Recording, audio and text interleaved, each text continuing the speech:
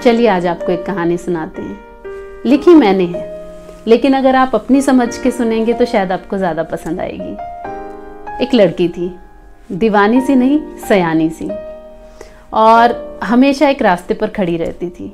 बहुत खूबसूरत मुस्कान थी उसकी। जितने भी लोग वहाँ से निकलते उसकी खूबसूरती की तारीफ़ करते, उसकी खूबसूरत मुस्कान की तारीफ़ करते, उससे कुछ देर बातें करते और फिर चले जाते। कुछ लोग ठहरते नहीं थे, सिर्फ दूर से ही देखते, उससे बात करते, उसका हालचाल पूछते और निकल जाते। वो भी सबकी तरफ एक बार मुस्कुरा दिया करती थी, हालचाल पूछ लिया करती थी और फिर वापस अपने काम में लग जाती। लेकिन क्योंकि वो इतनी खूबसूरत थी तो कभी किसी ने देखा ही नहीं कि जहाँ पे वो खड़ी है वहाँ पे बहुत सारा कीचड़ है। उसके पूरे कपड़े कीचड़ से भरे हुए हैं।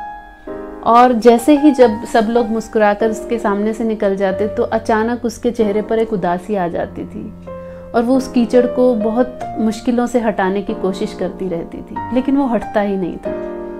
यही सिलसिला बहुत दिन चलता रहा। हर कोई आता, तारीफ करता, बातें करता और चला जाता। एक दिन उस लड़की ने नोटिस किया कि एक अजनबी है जो अक्सर वहाँ से गुजरता है, लेकिन ना तो वो कभी उसकी तरफ देखता है, ना कभी उसकी तारीफ करता है, ना ठहरता है, ना हाल चाल पूछता है। तो जब उससे रहा नहीं गया तो कुछ दिन बाद उसने कहा, ज़रा ठहरो। तो वो अजनबी रुका, पलट कर वापस आया और कहता, जी कहिए। तो लड़की कहती है कि यहाँ पे सब लोग निकलते हैं, मुझसे बातें करते हैं, मेरी खूबसूरती की तारीफ करते हैं, तुम ना कभी ठहरते हो, ना कभी बात करते हो, ना कभी हाल चाल पूछते हो।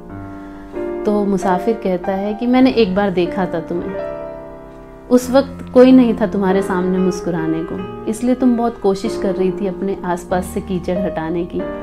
और जब तुमने ऊपर चेहरा किया तो मैंने तुम्हारी आंखें देखी थी जिनमें बहुत खलिश थी, बहुत खालीपन था। और वो खालीपन देखकर मेरी हिम्मत ही नहीं हुई कि कभी मैं तुमसे बात कर सकूं। तो वो लड़की बड़ी हैरान हो जाती। वो कहती कि मैं इतना मुस्कुराती हूँ, सब मुझे बहुत खूबसूरत बताते हैं, लेकिन तुमने वो देखा जो आज तक किसी ने नहीं देखा। तो वो कहती है कि तुम मुझे अपने साथ ले चलो यहाँ से। तो लड़का उसकी तरफ हाथ बढ़ाता है और वो अपना हाथ उसके हाथ में रख देती है। दोनों एक साथ चलने लगते हैं। तो थोड़ी दूर जाने के बाद लड़की कहती है कि अब मुझे तुम्हारे साथ चल के अच्छा लग रहा है, अब मैं ये कीचड़ वाले कपड़े बदल के आती हूँ। और वो लड़की चली जाती है। जाकर वो अपने कीचड़ वाले कपड़े बदल के आती है, वो बहुत खूबसूरत लगती है और वापस आकर उस लड़के का हाथ थाम लेती है। जब दोनों रास्ते पर जा रहे होते हैं तो अचानक से बारिश होने लगती है। तो बारिश में जब सब गीला होता है तो उस लड़की को पता नहीं कहाँ से फिर से वही कीचड़ की बदबू आने लगती है। तो वो अपने आप को बड़े ध्यान से देखती है, अपने कपड़ों को देखती है और कहती है कि अभी तो मैं ये सब कीचड़ साफ करके आई थी, फिर से कहाँ से बदबू आ रही है। तो वो जब अपने साइड में चलते हुए लड़के की तरफ देखती है तो वो हैरान हो जाती है कि उस लड़के के सारे कपड़े उसी कीचड़ से भरे हुए थे जिससे वो अभी अभी निकल के आई थी। लेकिन फ़र्क इतना था कि वो शायद वहाँ से पहले निकल गया था और वो कीचड़ उसके कपड़ों पर सूख गया था। और जैसे ही बारिश शुरू हुई वो कीचड़ फिर से गीला हुआ और फिर से ऐसी ही बदबू आने लगी। जब बारिश और तेज हुई तो वहाँ से जितने लोग थे वो सब निकल रहे थे और वो बहुत तेज़ भागने लगे कहीं भी आसरा ढूंढने के लिए। तो लड़की ने देखा कि जितने भी लोग इधर उधर भाग रहे हैं सबके कपड़ों पर कीचड़ लगा हुआ है, सब गीला होकर दिखने लग गया था। तो बड़ी हैरान हो जाती है कि हर तरह ही बदबू आ रही है। तो क्या लोग वैसे ही चेहरों पर मुस्कान लिए घूमते हैं?